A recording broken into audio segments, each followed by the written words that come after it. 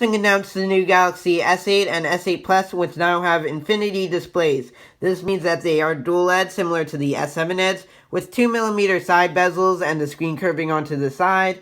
But it also means that it nearly reaches from the top of the phone to the bottom of the phone.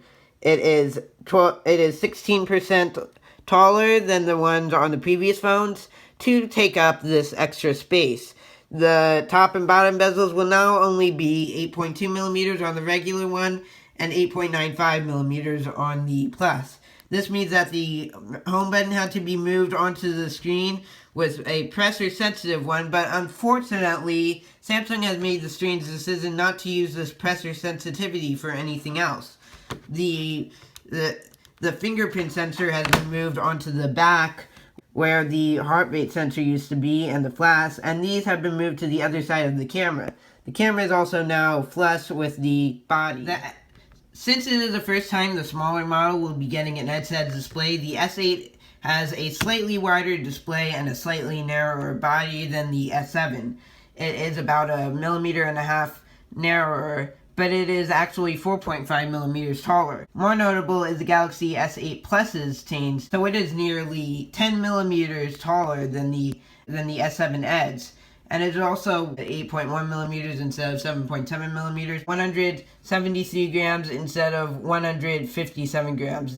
The screen size itself is 5.8 inches on the S8 and 6.2 inches on the S8 Plus, but this doesn't mean that they're gigantic phones, as I just said, because it is nearly bezel-less. It has a resolution of Quad HD Plus, which is 1440 by 2960, and an aspect ratio of 9 to 918.5. It is a 570 ppi display on the S8 and a 529 ppi display on the S8 Plus. Display on the S8 is also mobile HDR Premium certified, making it the first phone to get the certification. The camera on the S8, however, is not that different from the one on the S7 in terms of specifications. In fact, in terms of everything other than the screen, it hasn't gotten many changes, at least in terms of specs. We have not seen the optimization and real-world usage of this phone yet. It still has a 12 megapixel dual pixel camera with optical image stabilization and an f1.7 aperture. It still has a pixel size of 1.4 microns and a sensor size of 1/2.55 inches. Still has a field of view of 77 degrees and a max 8 times digital zoom. And it still has all of the different modes of the S7's camera. It has also not changed from a single LED flash to a dual LED flash. Single LED flash seems to be here to stay on Samsung phones. The selfie camera, however, has gotten some change. It is now an 8 megapixel camera instead of a 5 megapixel camera.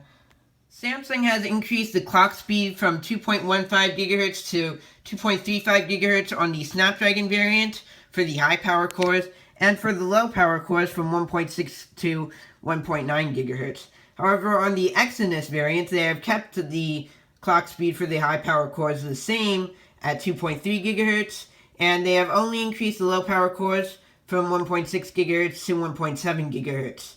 They are also both octa-core. The main change in the processor is it is now based on a 10 nanometer process instead of a 14 nanometer process. However, other than that, it is only going to be 10% faster CPU and 21% faster GPU, which is a pretty small change. The S8 will still have a 3000 mAh battery, and the S8 Plus will actually be going down from 3600 to 3500 mAh. However, with the new 10 nanometer processor, it should get much better battery life than the S7. Samsung announced their new Bixby Virtual Assistant, which will be on the S8. In fact, there's actually a dedicated button on the side of the phone to launch Bixby. The new Bixby Assistant has capabilities such as content awareness, where you can say, capture this, and it will take a screenshot of your phone.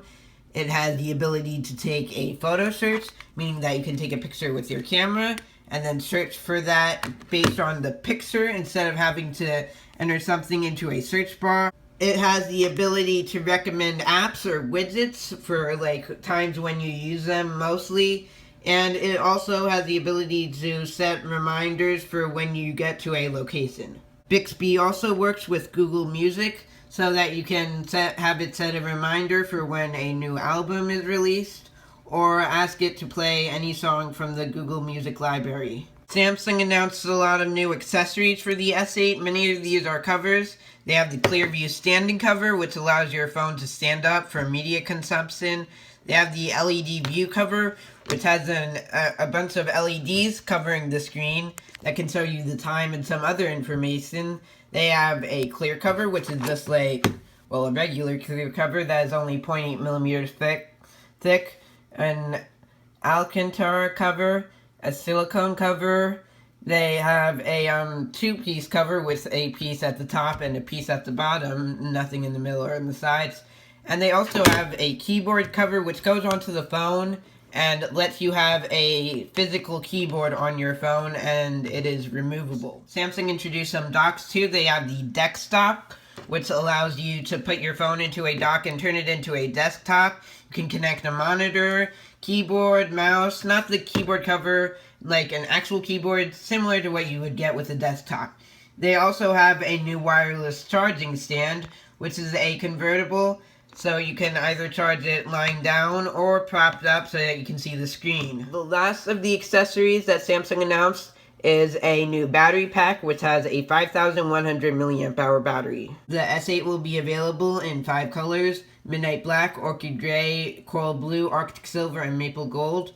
And it will be released on April 21st with pre-orders starting on March 30th. Samsung announced the new Samsung Connect app, which allows you to control all of your smart devices from one app, and also the Samsung Connect Home Router, which acts as both a router and a smart devices hub. Samsung announced the new Gear VR motion controller, which looks similar to their previous controller, but it now has motion controls, and the new Gear 360 camera, which now shoots in 4K and has the ability to live stream.